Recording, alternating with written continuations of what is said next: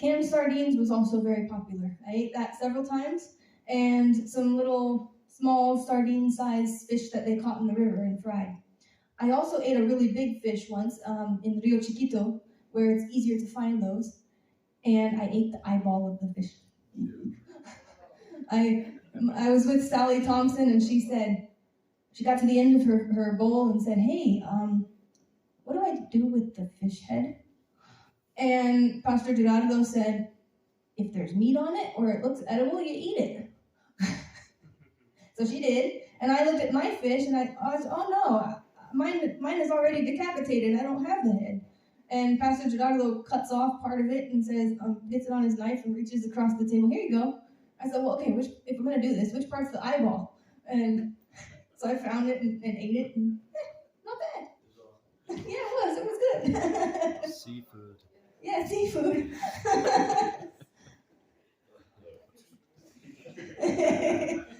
The ironic thing was when he handed that over, the house was so dark that, and the way it cooked and everything, the fat deposits came in over the eyeball of the fish, and I couldn't see the eyeball of the fish. I was like, "Where's the eye? I can't see it." It's just like, it was so ironic. So in the Chinanteca, a lot of people have a tiny plot of things that they can grow for themselves. In this one, there's just some peppers. The little red thing is a pepper. And I think over this side, there was something citrus, like some oranges, I think, but I'm not entirely sure. These peppers were in almost everything that we ate. And I learned this time in Chinantec, their name is on. And if you want to ask someone whether the food is spicy, taonte. Taonte. In another place, I found these limes. They really are limes. They tasted exactly like the green ones. It's still a mystery. Okay, these cups are deceptive. If you look here, that is her forearm, and that whole thing is the tortilla. Those are 3 kids' heads, and that is the size of the tortilla. Oh my gosh. Another good way to think of it is a beach ball. It's enormous. And what they do is they have a small pile, put it in the middle of the table. Everyone gets their bowl of other food, and you just tear off a piece of tortilla, and you just eat it. Everybody shares off the same tortilla. There was a little boy in the village. I tried copying his method. I loved it. I'm going to have to put the microphone down to do it. He would get the tortilla. He had it in front of him. He would ceremoniously rip off a piece.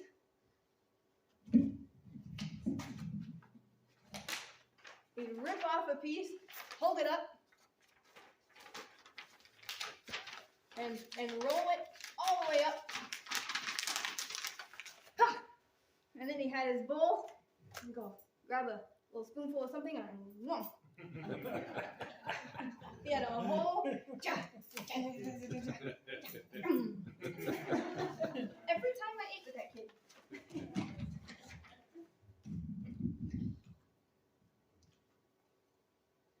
Cooking is one thing that people have to do a lot.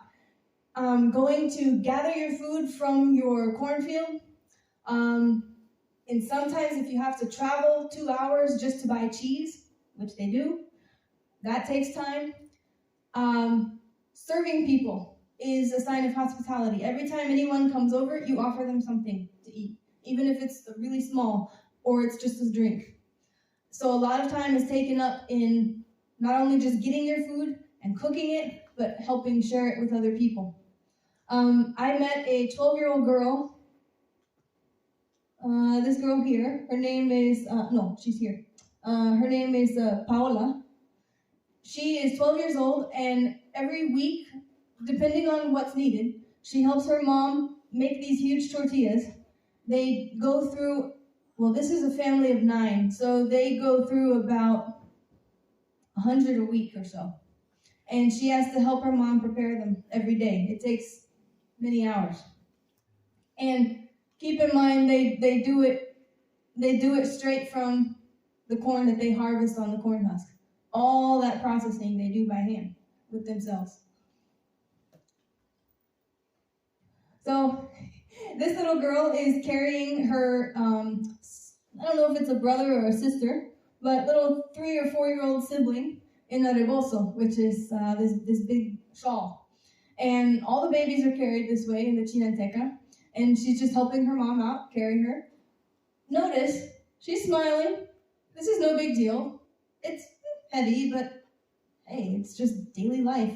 And she's standing up straight, carrying that kind of weight at her age, which she's probably about 7, is completely normal. The kids, just with the work that they do and the way that they help around the house and just the natural activity level of the kids, walking up and down huge inclines and declines and getting around rocks, they're extremely strong. My friend who went with me to the language area last time, she weighs about my weight, a little bit more, I think. She was sitting in a wooden chair, and Pastor Moises' 20-month-old little girl, maybe 2 years old, she could walk already. She walked behind the chair, grabbed it, and pushed it with my friend in it.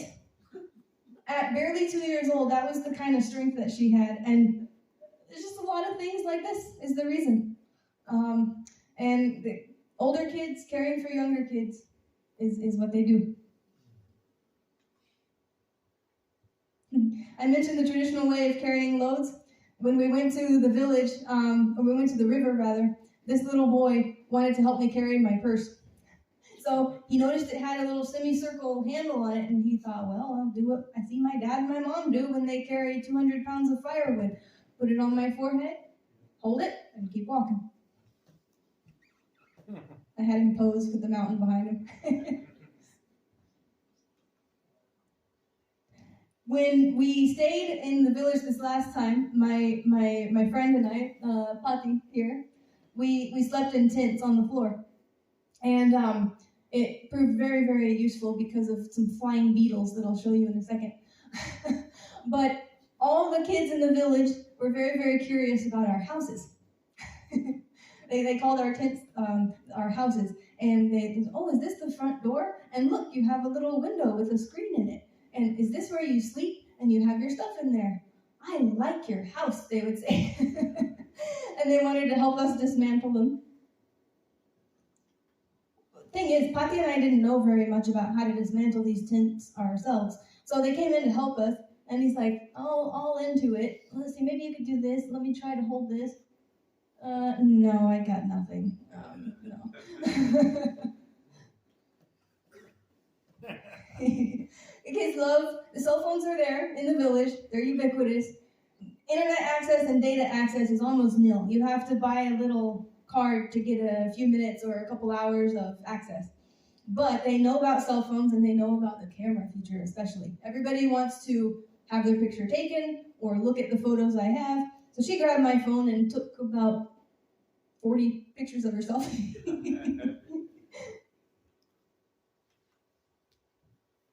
This is the little river, Msong, in Chinantec, and I have no idea if that's how it's going to be spelled. These people do not have an alphabet yet. So this is just how I hear it.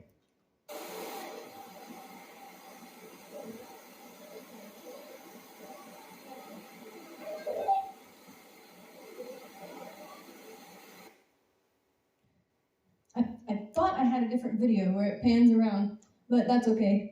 The kids would climb all the way up to the top of these rocks and jump off into the water. They would dive. The little ones learning to swim would swim in water about that deep, holding on to the bottom with their hands. Look, I'm swimming. It was so fun. I love her smile.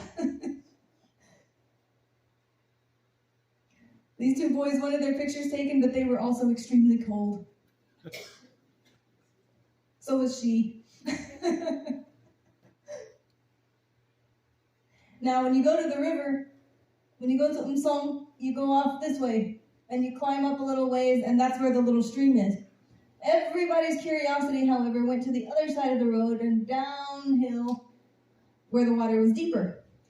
However, they all had enough sense that if the water's deeper, it's more dangerous, it's best not to go there. Plus, that's where all the older teenagers went. It just wasn't a good idea. But as you can see, everybody is extremely curious what it's like over there. If you want to lose a girl in 10 seconds, just give her a giant umbrella. She's about 3, and we're walking back from the river, and she enjoyed carrying it to protect herself from the sun. All you can see is her little legs. Another fun thing the kids like to do is anything with animals, and when there's a river, there's tadpoles.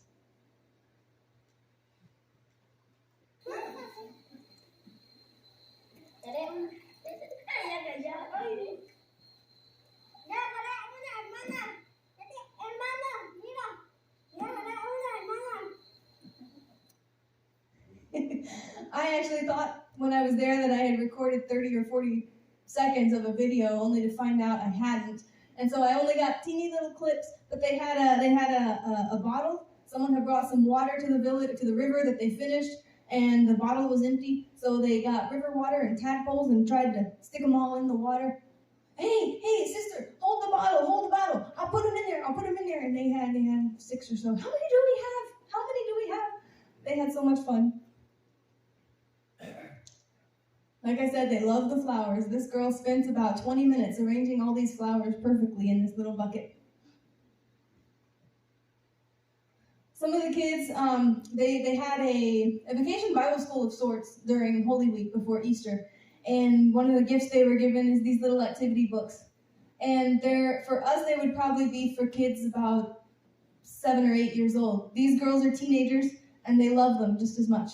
They got to fill in stories about the Easter story, fill in words, color pictures. All the kids of all ages love these things.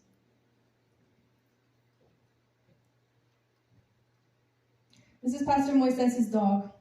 Pastor Moises' wife said, "He doesn't cuddle up to me like that."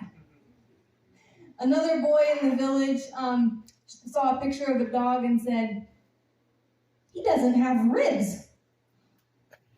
The dogs don't eat that much. Bobby's daily diet is 2 tortillas. And so for the little boy, a dog not having ribs, aka being normally healthy, barely qualified as a dog. Dogs in church. This is at a church dedication that I went to. They just inaugurated this building. That's the Spanish term, inaugurar. Basically, they were dedicating the building for service as a church. And this dog followed us for miles and then came and sat outside the door. I read that in one Chinantec area years ago, when a church was being established, they set up deacons to help in different areas of need in the church. They had one deacon that they named a dog deacon because his job was to be in the church and make sure all the dogs stayed outside because they would always come in. There was no door and they just walked in and out. Yeah, flying beetles. They keep the doors open at church. That was not someone tapping me on the shoulder like I thought. It was a big beetle landing on me. The good news is they die quickly when they hit stuff like this one. Turkeys are everywhere, and the kids love to play with chicks, turkeys, chickens. He's feeding this one here.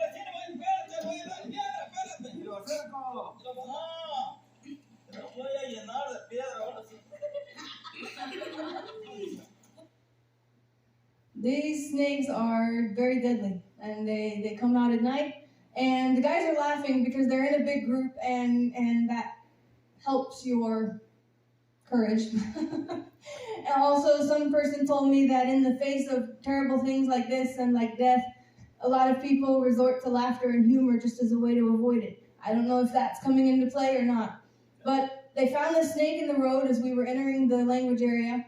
And so the guys picked up some rocks and they were trying to kill it. And they told me, if you see this snake, you have to kill it. You can't be afraid to kill it, or else it's going to kill somebody else biting them. And so they're laughing, but what the guy's saying is, I'm going to fill this thing up with rocks. I'm going to keep throwing them at him. I don't know if you can see these little white things here, and around in here. This is across the street from Pastor Moises' church. And when my friend and I were waiting for things, we saw those white things, and we were like, what are those? Spider webs. They're big enough and common enough, you can just see them across the street. So one of the absolute pleasures that I get to do is start learning this language. I'm just in the very beginning stages of this. Toddlers help a lot because they speak in pretty much 1 or 2 words at a time. So this is Pastor Moises' little girl, the 2-year-old who could push the chairs with people in it. And she would point to something on the table and say, "Hungara, hungara." And I realized, because she's just saying 1 word and she's pointing, she wants the soft drink on the table. She wants the soda. And so I learned that hungaro literally translates to sweet water, and that's their term for a soft drink. The kids help a ton. The kids were so willing to help me. We'd just be walking along the road and they would point things out and say them in Chinantec. Towards the end of the week, they would say whole entire sentences in Chinantec and then look at me like, I'm waiting for your answer. They wanted to help, and they pretty much forced language learning doing that. It was phenomenal. So in this case, I brought this paper here with these pictures of common everyday items, and I asked the kids to sit with me and name them. And I had them talk about it in Spanish and name it in Chinantec. Águila. Đồ tụ, đồ mừng, nóng tớ, nóng nhé, hộp măng, là đồ nhé, là đồ nhé, nặng nhé, hàn nhé, cổ nhé, hàm bát tốt. Mới khử nhiễm ốc nó hết ra cổ tố hết độ mù độ ca độ quê caballo la độ quê họ mang như thế là chapuli nó sơ mó đồ giờ đồ hố. I'll go ahead and stop that video there, but it's just wonderful. I love that I get for you guys to see just a little bit of this language. And when language learning is starting, I'm very much like a kid. I don't know this language. I have to start with the basics. Individual words, toddlers helping me. But being around it and having people speak to me in this language is how I'm beginning to learn it. And from there, an alphabet is formed once fluency begins and all the sounds are understood. And from there, the scriptures can be written and translated if they're not audio recorded first, which is another option. This is just the very initial stages of language learning, but this is where we're at now. When I go back to the village next month, one of my goals is to find someone locally who can help me learn the language. And I'm praying about this woman here. She's about 23. In this picture, she's caring for this orphaned baby calf, giving it its formula. And she is about 23, so she's pretty much done with the schooling that she's going to get. And she's of an age to know how the language is spoken on average throughout her time. And so I'm praying about whether to work with her to learn the language.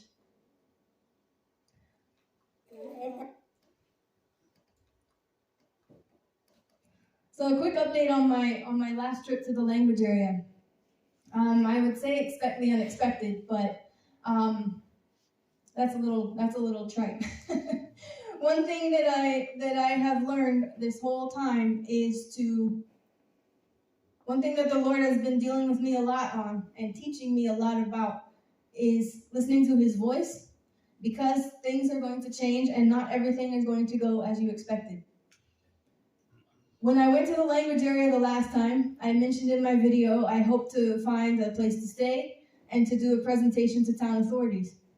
The doors are open for those areas, but those specific things didn't happen yet. So getting to talk with people about places to stay, finding what doors the Lord might open for me to stay when I go back to visit the area is one of my prayers for this next trip in June. That was one of the main things that was unexpected on my last trip. A lot of what happened on my last trip is just what I showed you. The beautiful connections of getting to know these people, spending time with them, starting to learn their language, hearing it everywhere, and spending time with them in their homes. We got to eat in a different home each day, and it was just a wonderful way to observe life that I wouldn't have had the chance to do any other way. And then I got to celebrate Easter and Resurrection Sunday with my brothers and sisters who are Chinantec. And so my last trip didn't go as expected on a couple of accounts, but it was filled with so many blessings and so many open doors that that I am absolutely grateful to God for everything that he did during that time. So for next, what's next? Starting just a few days after I get back to Oaxaca on the 31st of May, just about a week after, my first intern, Abby, is going to come work with me. She's assigned to work with me and help me on whatever tasks I need for learning this language, beginning to studying it, travel to the language area and back. And then a few weeks later, Emily comes, and she will stay through December of this year. So through the end of this year, I have people to help me travel with. I have people to help me with all the different tasks involved in continuing to get this project started. It's a lot of travel to the area. It's a lot of connection with people. It's a lot of lesson to learn the language. Very initial. But this is the first steps in a several-year process, and translation can begin. Learning the language is absolutely vital so that I, as a translator, can understand the nuances that go into translating the scripture. Finding hosts in the village community. I mentioned that as well. Be it in Toavela, which is where I think it probably will be, or any of the other villages in the language area. That's a matter of prayer. Finding a native speaker to help me learn the language, like the young woman that I showed you feeding the calf. And also continued good relationships in the area with everyone. Pastor Moises and his church, with Catholics, with school teachers, with even witches. People still practice witchcraft in the area, and I need to get to know them as well. All these different areas, all these different groups of people that the Lord wants me to reach, these are the relationships that matter, because the spirit of each person is eternal, and the Lord wants to reach that. I've kind of interwoven these prayer requests with what I've said before, so I'll just leave this up here just for a second. Health and transportation is always a request for prayer. There's been a lot of transportation adventures, burning vehicles included, and so I greatly appreciate your prayers on that respect. The theme for this church has been making an impact. And I read something recently that caused me to realize the impact that all of you are having in the Chinantec area. The scriptures that they have are in a Chinantec called La Lana. And it's a different language, but the people who have that scripture are very concerned about evangelism to all these areas, and they have been since about the 1960s, when translation work in that area began. The main linguist and translator that worked among them was a man named Carl Wrench, and he's passed away a few years ago now. but he wrote a book of his experiences. And so I wanted to read you a couple of excerpts. Keep in mind that these quotes are coming from 1968, 1970, 1972. But when it comes to your impact, you'll see. It is also served, talking about the language area where Wrench served, it is also served as something of a center of outreach of the gospel into those mountain villages of Teotalcingo, Petlapa, and now the names you'll hopefully recognize a little more of, Toavela, Lovani, and into Tepinapa, farther down that river system. Previous sections have reported contact with people from Teotalcingo who live in or visit La Chisola. However, as the brothers in the lowland villages matured in their faith, they also developed a concern for the mountain villages.